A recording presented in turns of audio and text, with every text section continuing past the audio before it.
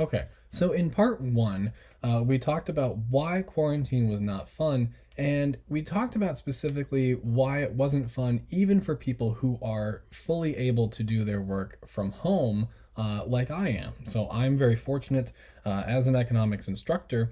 I was able to move all my courses online, so I could still do my job. It's not as fun. I don't get to interact with my students as directly and frequently as I would like, but it's still possible for me to work. I still draw a paycheck. I'm very, very fortunate in that setting or in that sense.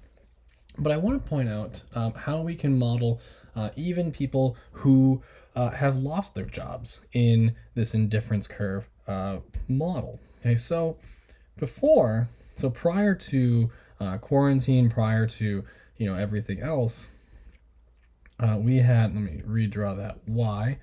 We had sort of our job up here, and then like all other goods down here.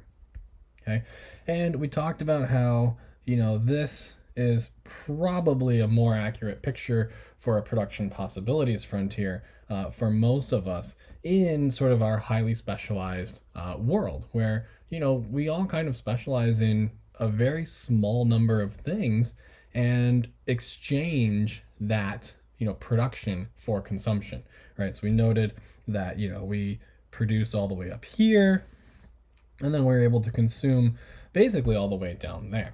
Okay, and so that remains true. But here's what I want to kind of point out, and for people who have lost their jobs, okay, so now you're no longer able to work. Well, now your ability to earn an income is significantly lower. Okay, you might be out of work entirely. Maybe you're doing something that's completely different from what you used to do. Maybe you're collecting unemployment. Anything of that sort. You're very real sense suffering. Well, what's happened is we have sort of these two intercepts here where this intercept up here is if you only did your work and that's all you ever did, you did no other things, no fun, no nothing. Okay, that's clearly untenable. You've got to go out and do some other stuff. Okay, and then we had sort of this intercept down here where if you didn't go to work, this is what you would be doing.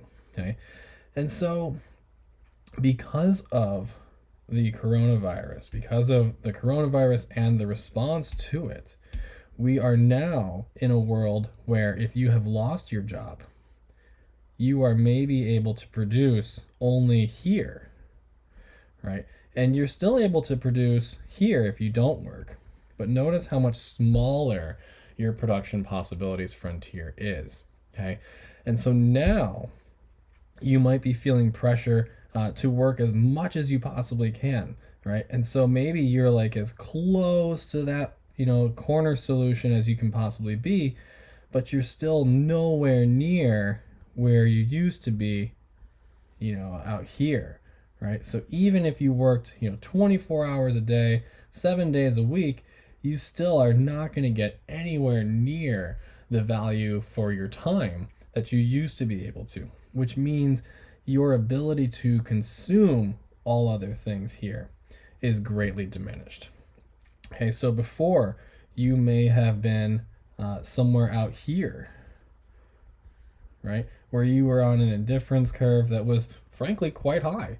But now, because you are working somewhere else, or perhaps you're only collecting unemployment, or you're living off of savings, or any other litany of things, you might be lucky if you can find a way to get to something like this sort of a situation where you are far less happy and you have far fewer or far less access to resources as you perhaps used to. Okay, so the economic costs of quarantine are quite high. This right here, this massive shift from one indifference curve to another, this is a very big shift. And as we know, when you move to lower indifference curves, that is tantamount to being less happy than you were previously. So you are much happier on this indifference curve here, on this I1. This is a much higher level of happiness than this one here. And the consequences of this quarantine are that everyone is less happy. Now, again, this is not to say that we should end the quarantine, that we should just open up every, sector of the economy right now. This is obviously a not fun time. Okay? But these costs are real and we need to keep them in mind.